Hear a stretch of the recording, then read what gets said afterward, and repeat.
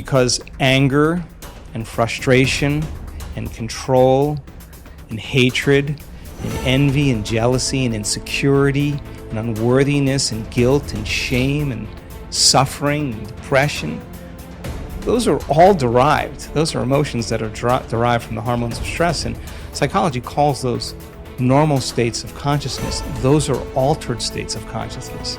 Because in stress, the physiology is that we're knocked out of homeostasis, we're knocked out of balance because we're perceiving some threat, some danger, some emergency.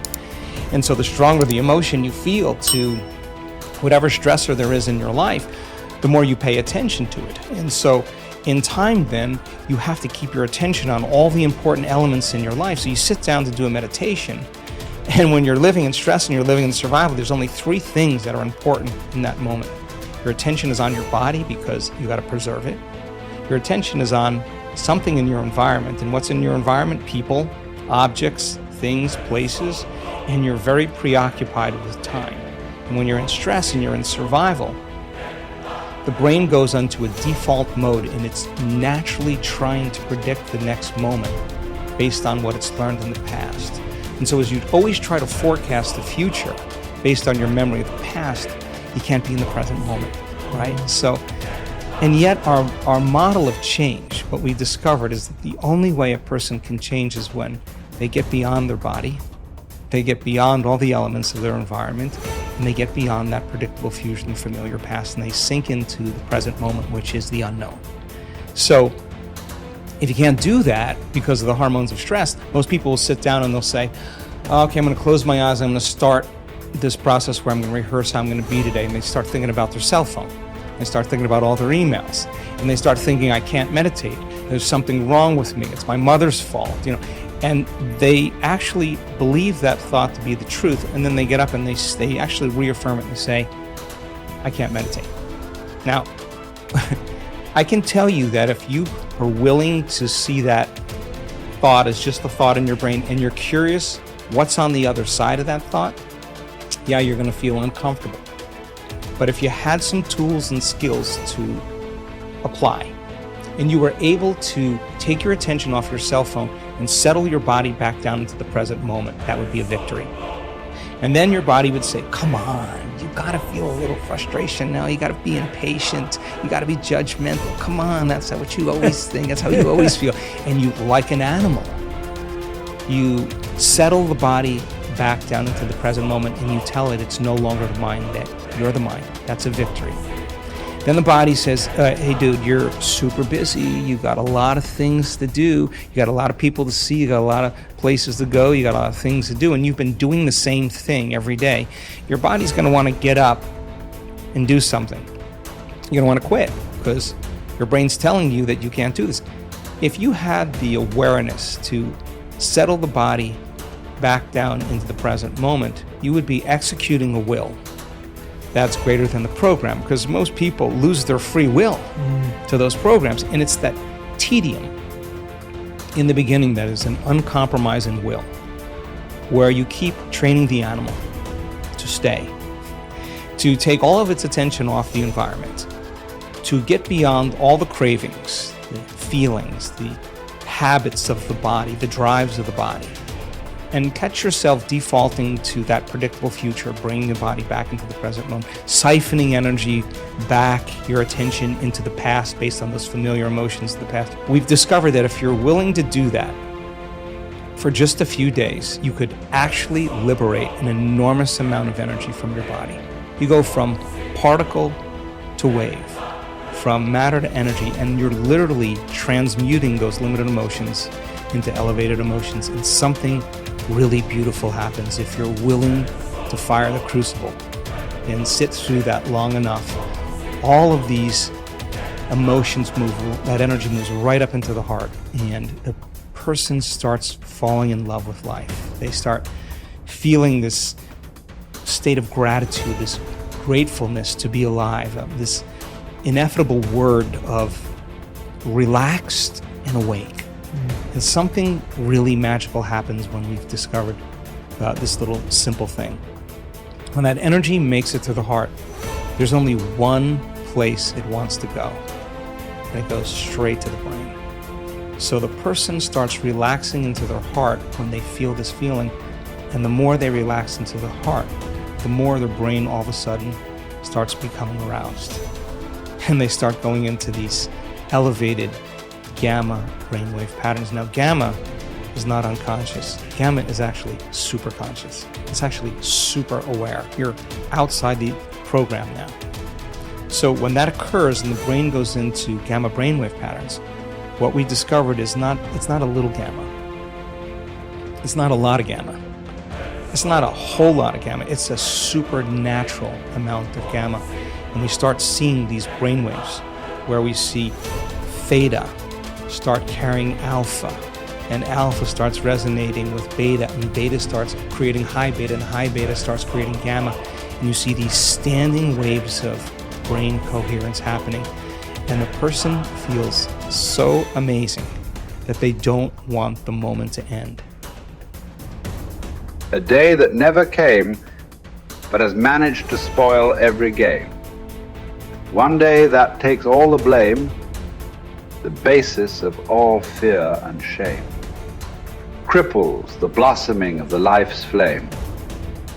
A spoiler that makes life a dream. Traps the limitless in a limited scene. One day that takes all the blame, the basis of all fear and shame. Cripples the blossoming of life's flame. A spoiler that makes life a dream. Traps the limitless in a limited scene. A day that never comes but the world it ruled. Tomorrow never happened to anybody, but the idea of tomorrow has robbed people. A huge mass of people of their life. Just the idea. Nobody ever touched a tomorrow in their life. Nobody ever experienced one. Nobody ever saw one. Just the idea completely robs people of everything that could be life. You can only behold now. You can never behold tomorrow. Not because it's out of reach, because it doesn't exist. You can only imagine tomorrow. You will never behold tomorrow. Never, ever. But still, for most human beings, it is this, an idea. An idea whose time will never come. It is that idea which drives most people's lives, unfortunately. Even if you drive your life with an idea, even if you drive your life with an idea, you must drive with an idea whose time may come sometime, but this is an idea whose time will never come. But it still drives people. It still drives most lives on the planet. That is why most lives on this planet are not lives. They're just a bunch of thoughts, emotions, ideas, prejudices. Most lives are not a reality. They're just a psychological. They're just a psychological existence. They're just a dream, because reality happens now. Reality happens here. In your mind, only a dream can happen. And life and death will happen today. Dream is about tomorrow. It's better to dream of something that will come true. Tomorrow is a dream that will never come true.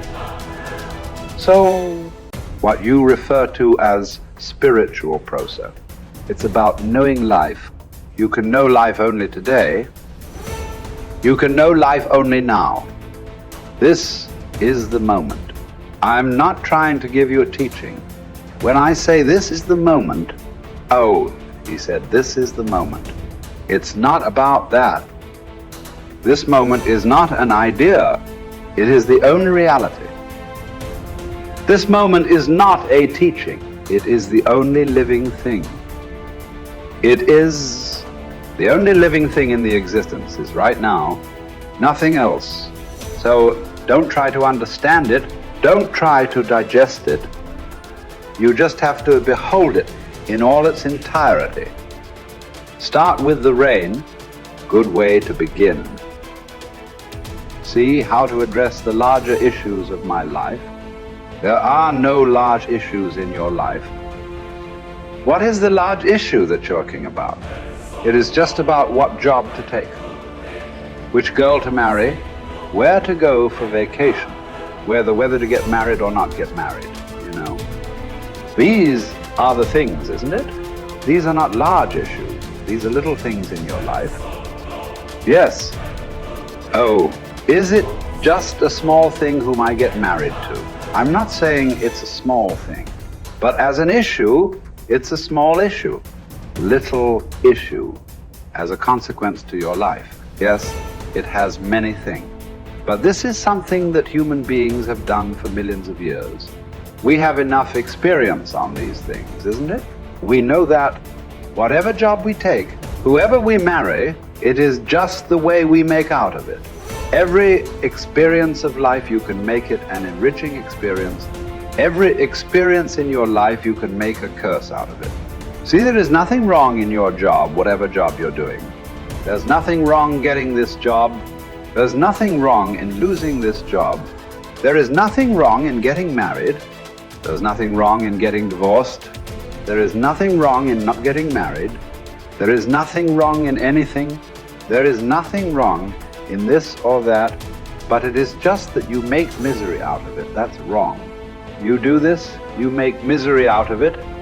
If you do that, you make misery out of it. That's what is wrong with you. So you got married. Is it wrong? That's not the point. There's nothing wrong with it. You did not get married. Is it wrong? No, there's nothing wrong with it.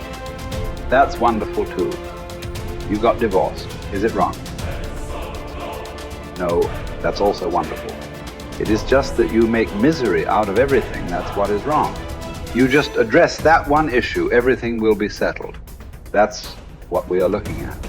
How not to make misery out of everything? If this one thing is settled, everything is settled, isn't it? Yes. If you know how to walk through this world joyfully, through marriage and divorce and celibacy and everything, if you know how to walk through this joyfully, what is the problem? Whatever you do is beautiful, isn't it? If you don't even know how to be happy, don't have such goals as realization. They are very far away from you. Happiness is not just a state of mind, it is just the basis of the quality of life that you live here. Is it such a small thing, happiness? Oh, it's just a state of mind, is it a small thing? So, biggest issue, isn't it?